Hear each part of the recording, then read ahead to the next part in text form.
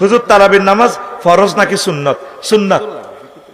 এটা না পড়লে রোজার কোনো অসুবিধা হবে না। 2 রাকাত, 4 রাকাত, 8 রাকাত, 12, 20 যত মনে চায় পড়েন, এটা কিয়ামুল লাইল বলে। তবে যারা 8 রাকাত পড়ে ওনারা 100% হাদিসটা মানতেছে, অসুবিধা নেই। আমরা 20 রাকাত পড়ি, 20 রাকাতের পক্ষে। আমার যে সমস্ত ভাইরা 8 রাকাত পড়ে নবীজির সুন্নাহ মোতাবেক পড়ে, কোনো অসুবিধা নেই। আমরা সুন্নাতে এই ওমর রাদিয়াল্লাহু তাআলা আনহুরটা মানি। তারাবি নামাজ 8 না 20? 20 রাকাত তারাবির জাল দলিল আছে, কোনো সহিহ দলিল নাই।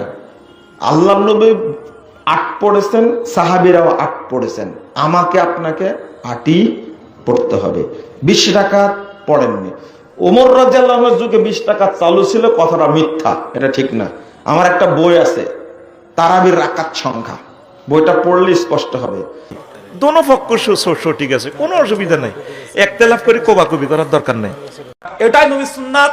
ওমর বিন খাত্তাব 20 রাকাতের আদেশ করেনি, 8 রাকাতের আদেশ করেছে।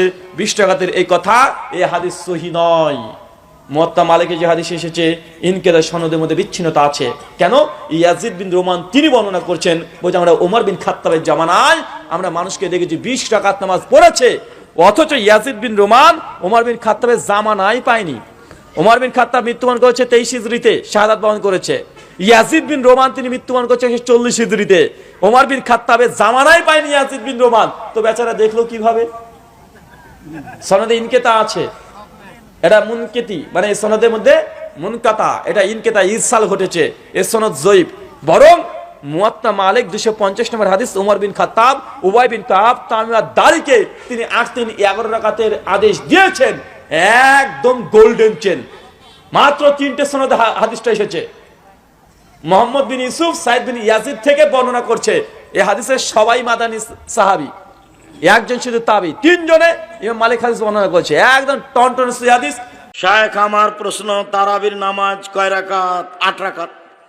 20 রাকাতের হাদিস জাল, সারা দুনিয়া পড়ছে, যে সারা পৃথিবীর মানুষ পড়ুক, হাদিস জাল, এর সাথে কোনো আপোষ নেই। ওমর রাদিয়াল্লাহু তাআলা আনহু 20 রাকাতের আদেশ করেননি, 11 রাকাতেরই আদেশ করেছেন, হাদিস সহিহ।